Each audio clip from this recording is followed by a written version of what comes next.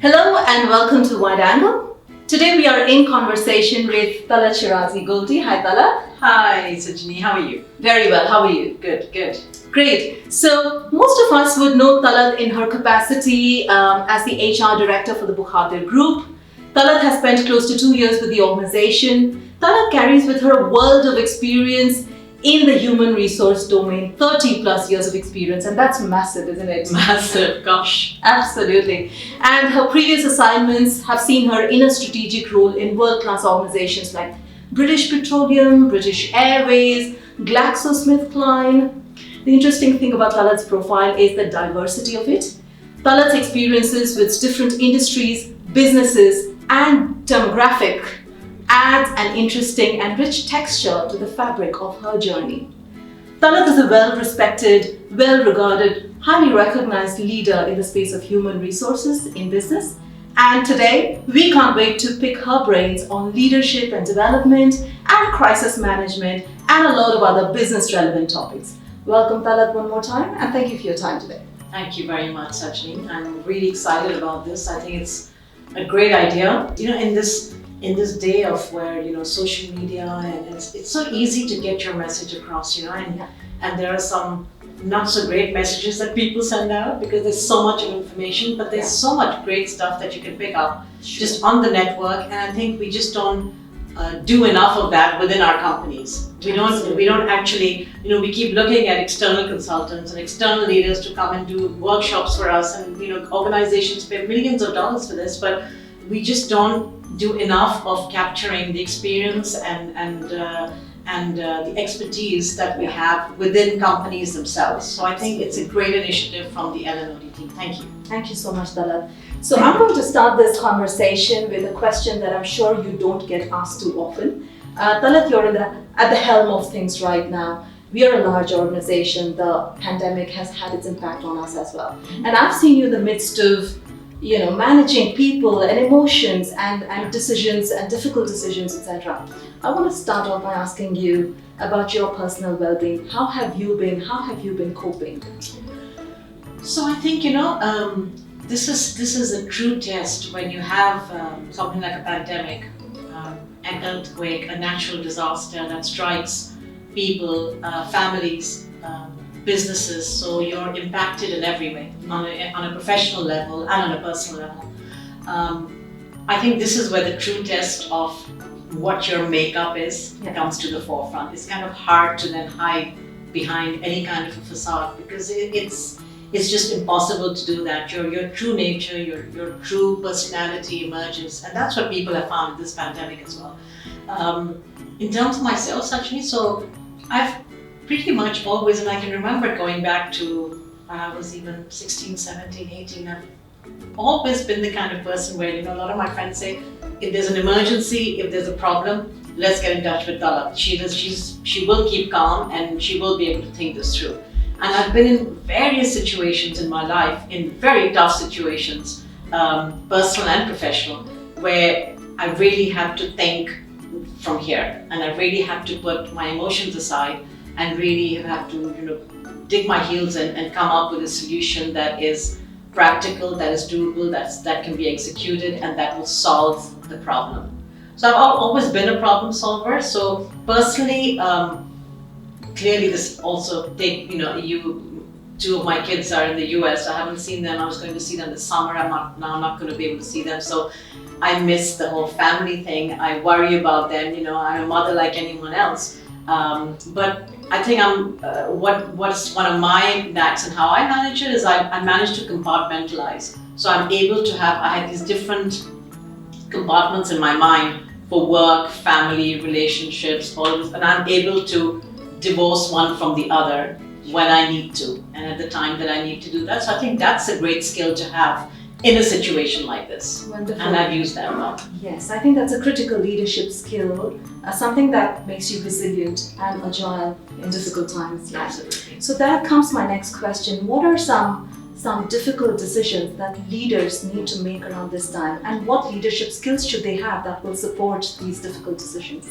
Yeah, so I think for me, the three most important leadership skills that are needed in an emergency situation, in a situation like this that has impacted every possible kind of industry and business globally, I think number one is resilience. Yeah. Is how resilient are you as a human being to take the punches and keep coming back, to find a wall in front of you, but to find a way around that wall. So I think resilience, the ability to get back up on your feet and start up again is really important. I think the second skill is agility, flexibility. So how quickly are you as a business, as a leader, how quickly are you changing your course? All businesses, all companies have a strategy, they have this is what 2020 is going to be, and we all have this. This is how much my business will grow. These are the products I will invest in. This is what I will do for my people. And this has kind of thrown this all out the window. So now you need to quickly regroup and look at how quickly you can change this. What product can you bring into the market now? What can you do right now to manage this, to minimize the disruption, to minimize the impact? So I think agility or flexibility and change is the second most important skill. And I think the third one, again, relates to agility, would be innovation, creativity. Is how quickly can you come up with new things? How quickly can you hone into the creativity in your team to come up with new ways of doing things, new tacks, new ways of conducting your business, products, selling, branding, whatever that is. So I think resilience, agility, and innovation are the three most important leadership characteristics needed in time like this. Wonderful. Innovation particularly appeals to me. So I'm going to come back to that question a little later. I have an interesting question on that for you. But for now, tell me, you're an HR leader and your expertise lies with people management and aligning with business and adding value to business. What critical role does HR play during these times? I think HR departments, HR leadership has been tested, I think in every company. This is a time when leaders realize, okay, this is what really is our HR function and what are they doing, in this crisis. It's a combination of many things, Sajni. So it's the whole people management, people well-being, people welfare bit, okay, balanced with business continuity. Because quite honestly, it's the chicken or the egg, right? So if there isn't business continuity, the welfare anyway is going down the drain, Exactly. quite honestly. Yeah. So yes, there is the whole health and safety and how to manage that. But at the same time, how do we keep this ship going so that the employees continue to have a job in months to come? And quite honestly, all global statistics now point to the fact that this isn't a 2020 thing. This is going to have far-reaching impact on all businesses for many years to come. Okay, possibly longer than the 2008-9 recession.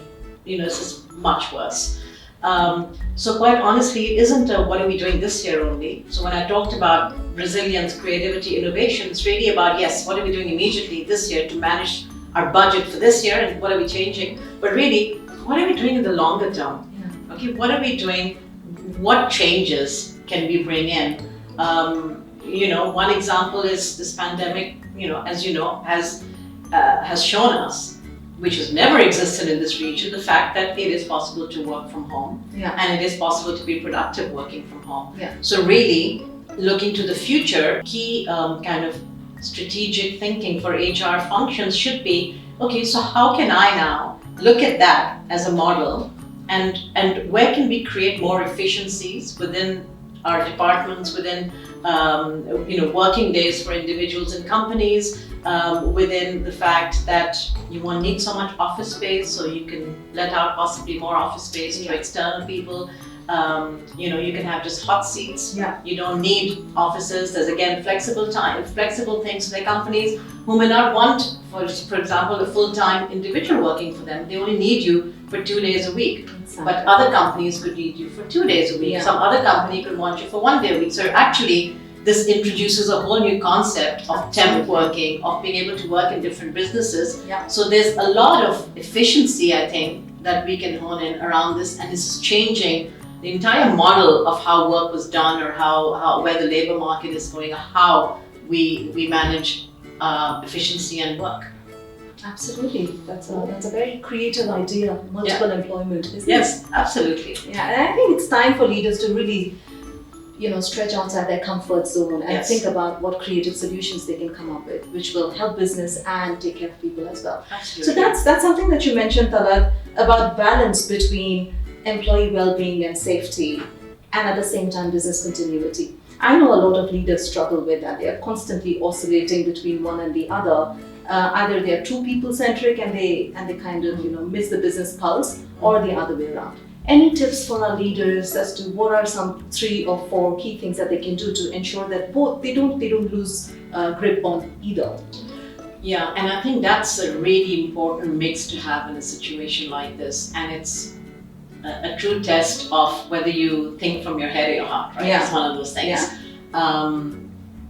And I've been in this situation where I've had different specific requests from even employees in my team saying, I have this issue. Can I continue to work from home? Can I continue to do this? And I think as a leader, you need to make that decision based sometimes on a case-to-case basis. Sure. Sometimes those decisions are needed. Yeah. There are times I've had to say no. I've had to push back because, to me, if I continue to give leeway for everyone to do this, we're probably going to be in a situation where we're not leading by example. So the HR department as a function needs to lead by example. I think my employee safety is very important to me, but I need to balance that with output needed and with work that is needed. I think also, honestly, in a situation like this, employees need to be really aware that it's an out of sight, out of mind sometimes. Yeah. Okay, and employees need to be very aware of this. Is that you yourself as an individual need to find that balance. Exactly. We are going through global recession. We will be going through global recession. Jobs will be lost. Millions of jobs are being lost. That means there's a demand and supply. That means there's going to be a lot of supply, less demand. So quite honestly, every individual, every employee needs to hang on to their jobs, needs to make sure that they're adding value, that they're going beyond a job description, is that, I can do this. So employees themselves need to try and find that space for themselves. So when you talk about, how do you make employees feel secure and safe? I think job security isn't an HR responsibility, honestly. It's an individual responsibility. What secures your job is the fact that you're working beyond your job description, that you have the right attitude, that you're taking on more, and that you can show management that, hey, you're lucky to have me. Here's what I can contribute, and here's what I've done to contribute to efficiency, to a better product, to new ideas. Right. And that's what it's about. And that is what I can guarantee you, I will secure your job. If you can be that kind of person, you have my full support. Wonderful, wonderful. So how about creating, what should leaders be doing? So that's the whole insecurity with regard to their job and their relationship with the organization. How about steps that leaders can take to create a sense of psychological safety for employees? Because everybody's shaken up right now, emotionally as well. So any tips from an HR perspective or for our leaders as to what they can do? I think it's important that leaders take out the time to communicate with people. So communication is key. Absolutely. Being positive or being a role model themselves is very important. Employees notice everything. When I walk out of that lift and I walk to my room, everybody here is looking at me and seeing, okay, what is she like today? Is she happy? Is she smiling? Is she looking like she's got energy? leaders would be surprised that employees notice every little thing about about leadership behavior. So I think leadership behavior at this point is very important. So leading by example, communicating with your staff, those things are important. I think it's also important for leaders to be honest and transparent as much as they can. At times like this, Sajni, there is really no job that's secure.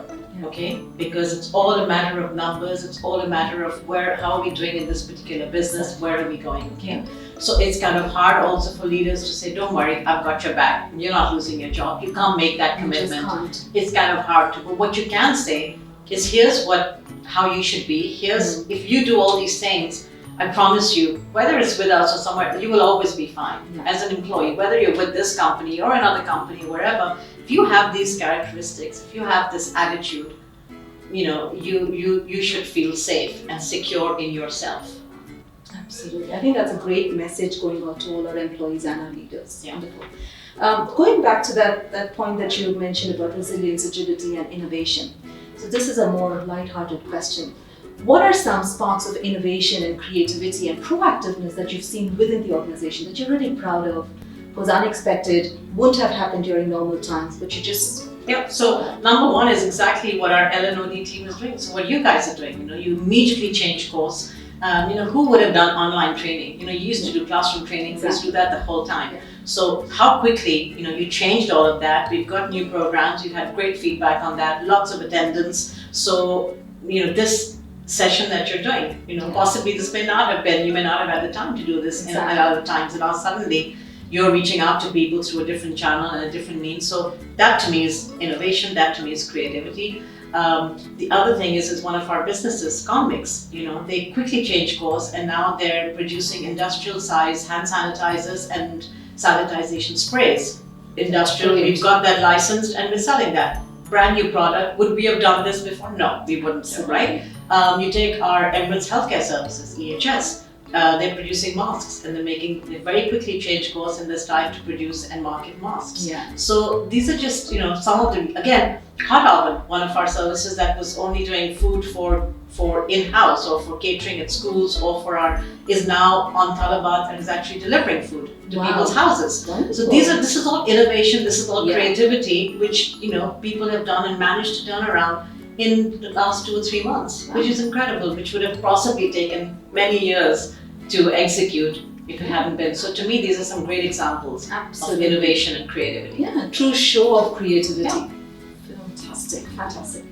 My next question to you is, people are back at work now and we're all looking at reviving business and rebuilding what we lost, what got damaged. What would you expect of your employee to contribute towards rebuilding business? What skills are you looking for? I think at this point, when you're looking at rebuilding and starting that process, literally it's like going back to design stage. Literally it's looking back for all our businesses and seeing, okay, what do we need to now do differently? How do we need to look at our budgets differently? Are these products going to be needed anymore? I think it's also, when it comes to employees and your team, it's important to start to build trust and confidence. Okay, trust levels at this point are extremely low between management and employees. Employees are sitting in fear, wondering, when is the axe going to fall on my head? So quite honestly, you need to get over the whole, if you're doing any redundancies, close them out, finish them, and then now start to build on how you're building the confidence and trust with your teams. And that in itself, once that trust is built again, once that confidence is back in people, they will start to contribute in a more wholesome manner. So I think to me, it's redesigning our business and our product portfolio and our clients and our customers. So it's not just communication with your employees, but it's also with your customers.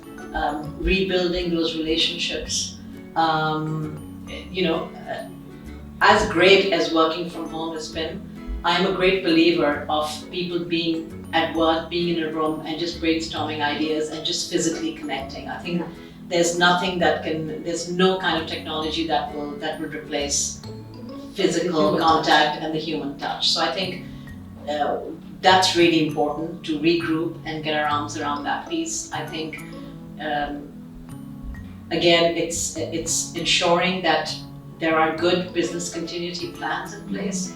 There might be another wave at the end of the year, who knows? Yeah. Inshallah there won't be, but if there is another one, what are we doing? And how are we managing that? And how are we preparing for it? So I think all those things, business continuity plans, new products, design, reaching out to customers, building trust and confidence with employees, these are things that are going to be really important to do at this stage. Wonderful. Talat, for our HR leadership out there, what are 3 critical things that you would be focusing on in the next 3 to 6 months purely from an HR perspective?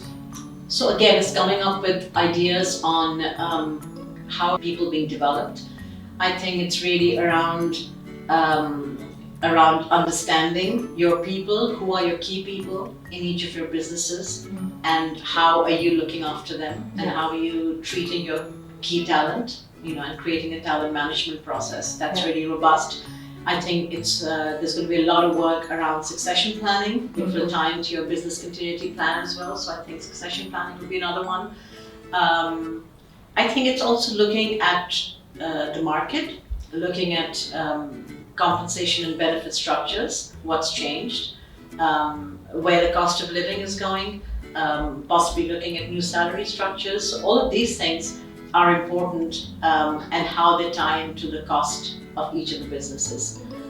So I think there'll be a lot of practical work around those areas, providing those innovative learning and development interventions for leaders to build trust and confidence with their teams.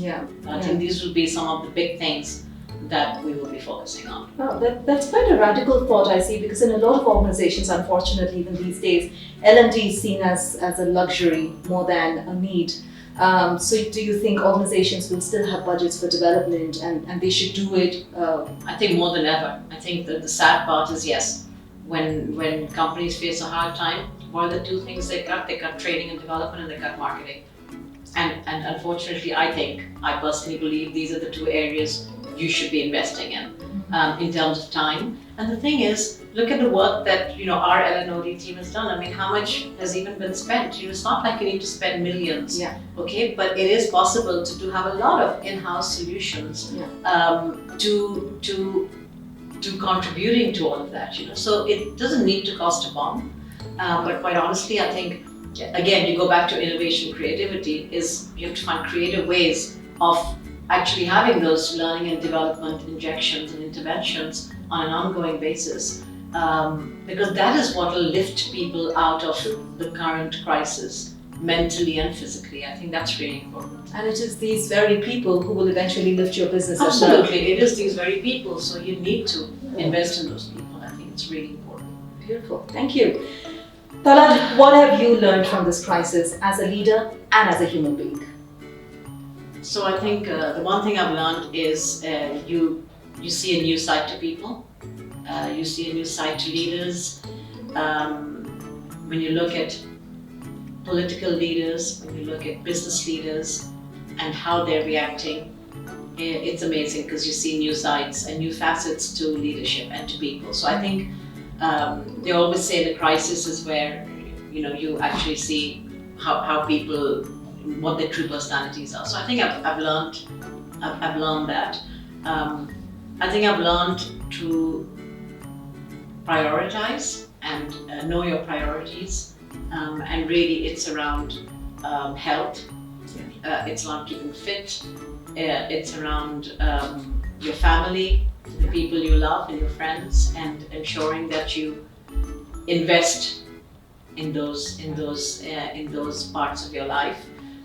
And I think also on a level, I think on a spiritual level, I think a lot of people have connected back with spirituality, with their connection with God, or just within their own religion. I think people have felt a closer connection spiritually as well. So I think, on a personal level, this is kind of what I've learned. I think on a business level, I've learned that that you're capable of a lot more than you thought you'd be capable of, that you're able to deliver and execute things a lot faster than you thought you ever could. I think you realize that there's a lot more innovation and creativity in your business than you ever thought possible. And this crisis has brought that out clearly in each of our businesses. Yeah. So that's kind of what I've learned on the business side. Wonderful. Thank you so much, Talat. Okay, thank you. On that note, we'd like to thank you for your time today. I think that was very insightful, gave us a lot of points that we could think about and go back and action on. So really thankful to you for that. Thanks a lot for giving me the opportunity to share some of my thoughts. Wonderful. Any parting thoughts, Talat, before we bid adios to you? Yeah, just, as an employee, don't work within a job description. Get out of a job description. Ignore your job description. Find ways to add value to your company, and I promise you, you will have a job. Wonderful. Thank you so much. Thank you. Thank you so much. Thanks. On that note, we are signing off. We will be back with another leader, another conversation. Thank you for joining us on Wide Angle today.